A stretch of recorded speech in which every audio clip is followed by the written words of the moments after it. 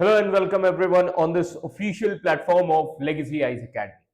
What if I told you that one of the world's most powerful leaders could rise to power with a historic landslide victory, only to be pushed out by his own party just 2 years later?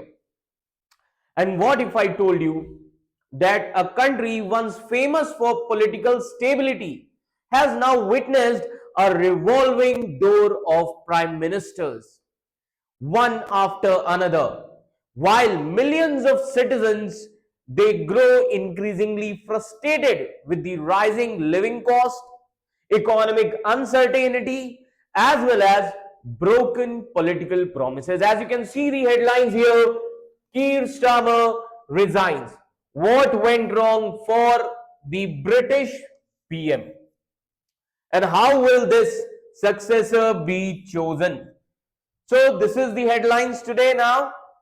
So what if the resignation of a single leader is actually a warning sign of something much bigger happening beneath the surface? Okay, so today we travel to the United Kingdom, a nation that built the largest empire in human history, shaped modern parliamentary system or modern parliamentary democracy, influenced politics across the globe, yet behind the iconic image of Big Ben, Buckingham Palace, and 10 Downing Street, a fierce political storm is unfolding. Keir Starmer, the man who was once celebrated as the leader who would restore the stability, but after years of chaos, he has announced his resignation. Okay, and the same leader who led Labour to a historic victory now find himself leaving office amid growing criticism. Internal rebellion is there, economic challenges are there, as well as dramatic collapse of a political support. But how does a prime minister go from triumph to turmoil in just 2 years? Was it the economy? Was it controversial political decisions? Was it the rise of new political forces challenging the traditional parties? Or Britain is facing much deeper crisis that no leader, whether Conservative Party or Labour Party, has been able to solve. And perhaps the biggest question of all, why has the United Kingdom seen so many prime ministers come and go in such a short period of time?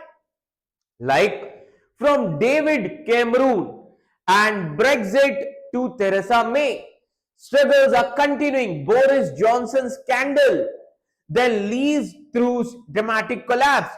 Rishi Sunak difficult tenure, and now Keir Starmer. Now Keir Starmer announced resignation. So Britain has become a fascinating case study of modern political instability. So what we are going to discuss in this video we will uncover the complete story behind Starmer's resignation. We'll understand the power struggle inside the Labour Party. We'll explore who could become Britain's next Prime Minister and reveal why the future of United Kingdom may be entering one of the most important political chapters in the decade. So now just try to understand, because this is not just the story of one politician. It is the story of a nation searching for direction in the age of uncertainty. And by the end of this video, you may realize that what is happening in Britain today could have implications far beyond its border, affecting Europe, global markets, international politics, as well as the future of democracy itself. So stay with me till the end, because the most important question is not why Keir Starmer resigned. The real question is, who can succeed where so many others have failed? Okay, so just imagine a football team that wins a championship with a huge margin. Everyone thinks the coach is genius, but 2 years later, the team keeps losing matches. Fans became angry, players lose confidence, and finally the coach steps down. This is essentially what happened to Keir Starmer. Fine. Now, first thing we need to understand, who is Keir Starmer. Now, who is this personality? See, Keir Starmer is the leader of Labour Party. He is the leader of Labour Party in Britain. Now, in 2024, he led Labour Party to a massive election victory. And that too also, like from 2010, Conservative Party was in power in Britain. That means he led Labour Party to a massive election victory after 14 years of Conservative Party rule, and he became the Prime Minister of United Kingdom. At that time, people expected him to improve the economy, to reduce the cost of living, fix public services, bring political stability. But many voters, they felt that these promises were not being fulfilled. Now the question here is, why did Starmer resign? So what is the scenario? First important reason that why he resigned, falling popularity. Yes, first reason,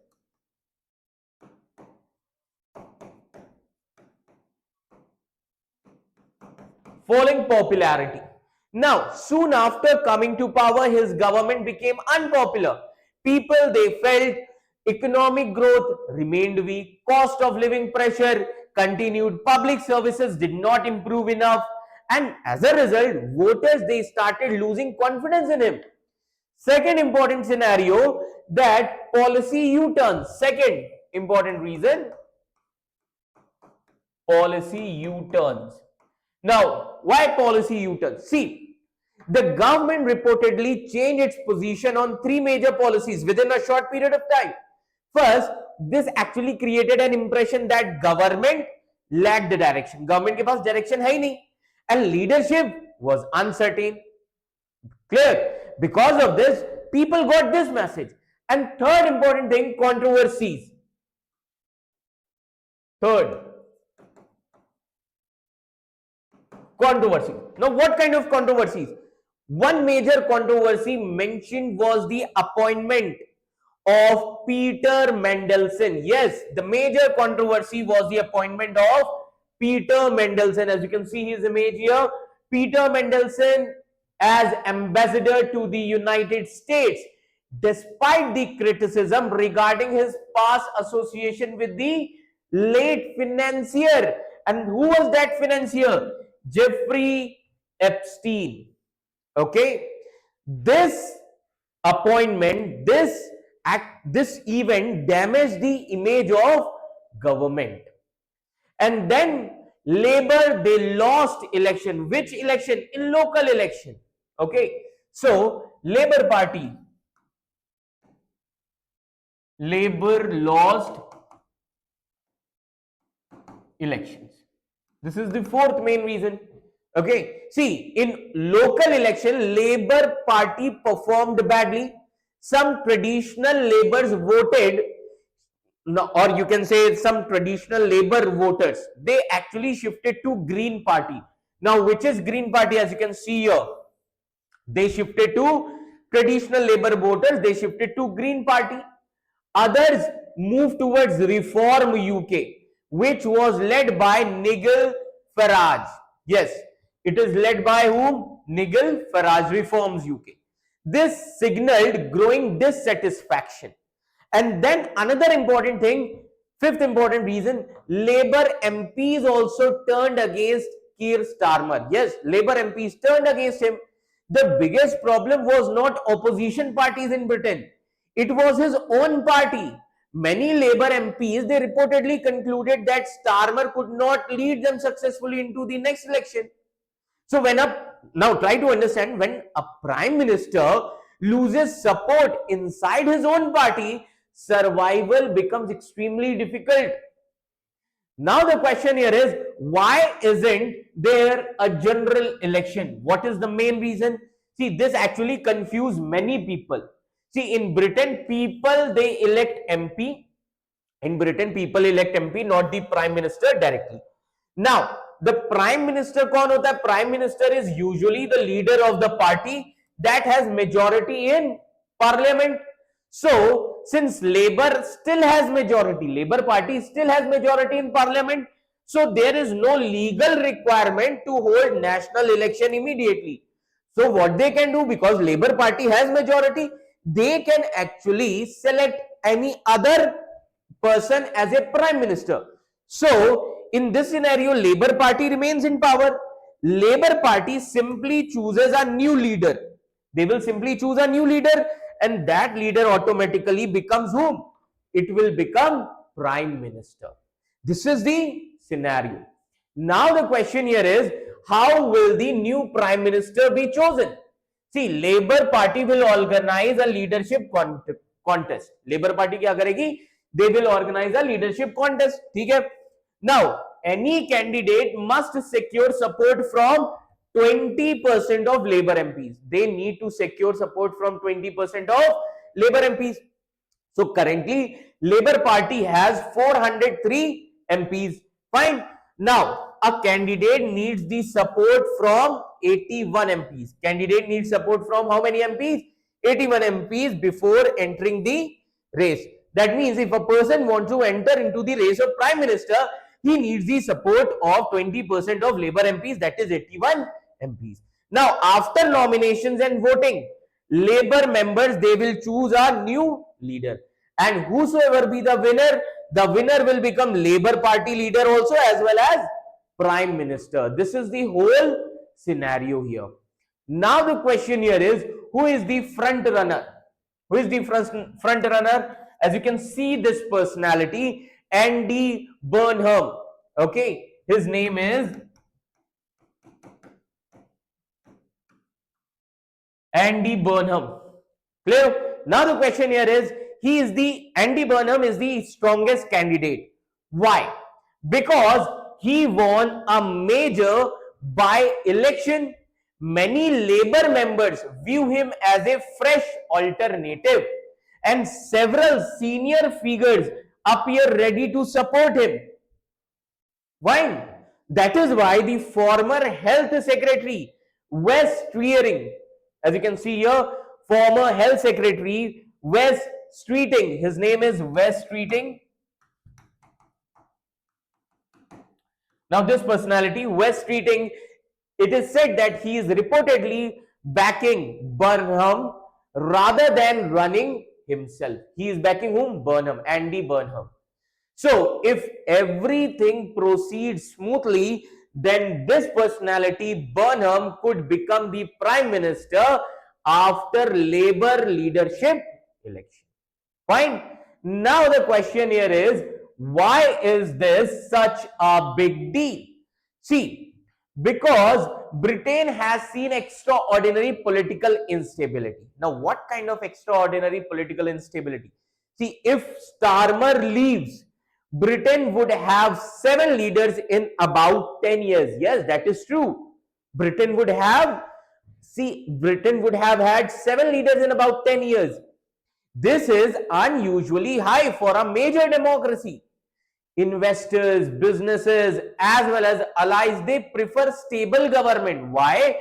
Because when we have stable government, policies becomes predictable. Economic planning becomes easier.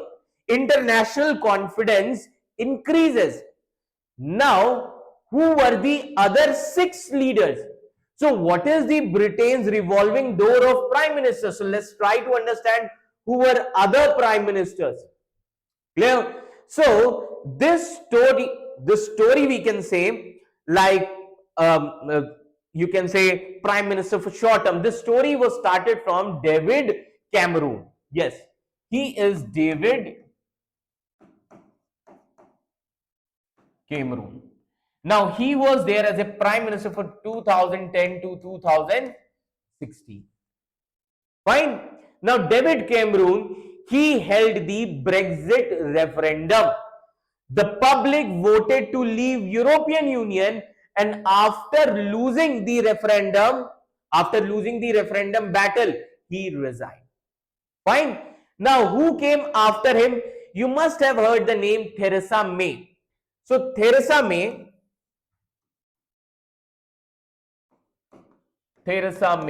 from 2016 to 2019. Theresa May was the Prime Minister. Now, she tried to implement Brexit. Parliament repeatedly blocked her plans and she eventually resigned. Then comes Boris Johnson. Yes, clear, Boris Johnson from 2019 to 2022. Now, Boris Johnson, he won a huge election victory, completed the Brexit also, but scandals, especially the COVID era during this period, COVID era Partygate controversy destroyed his support, and that is why he resigned. Then comes Liz Truss. Liz Truss. Yes. Liz Truss was there in 2022 after Boris Johnson. Fine. Now Liz Truss, she introduced a major tax cut without clear funding. In this way, financial markets panicked and she had to resign only after 44 days, becoming Prime Minister. And after her only, Rishi Sunak came. Yes, Rishi Sunak. 2022 to 24. Rishi Sunak came. Now, he focused on economic stability, but Labour Party defeated him in 2024 election. And after that, who came? Keir Starmer. So he became Prime Minister of Britain in 2024 to 2026. Clear? So he won a landslide victory. Then he lost popularity because of economic problems, because of controversies and declining support within the Labour. So what is the bigger picture here? See, this story is not really about one politician. It is about a larger problem facing Britain, like slow economic growth, rising living costs, political dissatisfaction, Brexit related challenges, voters they increasingly abandoning the traditional parties, and whosoever succeeds, Starmer, most likely it is said Andy Burnham. Fine, that it is said that Andy Burnham may inherit the same problems. Fine. So the real question here is not just who is the next Prime Minister in Britain. The real question here is, can the next leader solve the economic and political frustrations that have brought down one British Prime Minister after another over the last decade? Do you think so? You can give your views in the comment section. So overall, we can say that history often remembers the moment a leader rises to power. But sometimes the most important story is the moment that leader fails. And Keir Starmer, his resignation is not merely the end of a Prime Minister journey. It is another chapter in the remarkable decade of political turbulence that has transformed the United Kingdom, a country once viewed as the global symbol of stable parliamentary governance. Now that country has witnessed leaders after leaders arrive with promises of renewable, only to leave office facing the disappointment, division, as well as public frustration. Yet, the most fascinating part of this story is that problems they remain long after the politicians depart. Economic growth remains elusive. The cost of living continues to challenge the ordinary families. Public services, they face enormous pressure. Brexit's long shadow still influences the politics as well as policy. And voters are increasingly questioning whether traditional political parties truly understand their concerns or not. Now, all eyes we can say turn towards the next leadership battle. Will a new leader revive Labour's fortune? Will opposition parties continue their rise? Will Britain finally find political stability or not? Or are we witnessing the beginning of an even larger political realignment that could reshape British politics for an entire generation? The answer remains unwritten, and that is what makes this moment so important, because leadership contests come and go. Prime ministers, they will rise and fall. Political parties, they will win and lose. But every so often, a nation reaches a crossroads where the decisions made in few weeks can influence the course of the next decade. So Britain may be standing at such crossroad today. The world will watch. Financial markets will watch. Whole Europe will watch. And millions of British citizens will watch closely to see whether the next leader can achieve what so many predecessors could not. Whether the next leader restore confidence, deliver prosperity, and provide a sense of direction for the future or not. So for now, one chapter closes, another begins, and somewhere behind the doors of power, the battle for the future of Britain has already started. The question is no longer why Keir Starmer left. The question that will define the next chapter of British history is who comes next. Can they change the destiny of a nation searching for answers? This only time will tell. So thank you for watching this video. Thank you so much.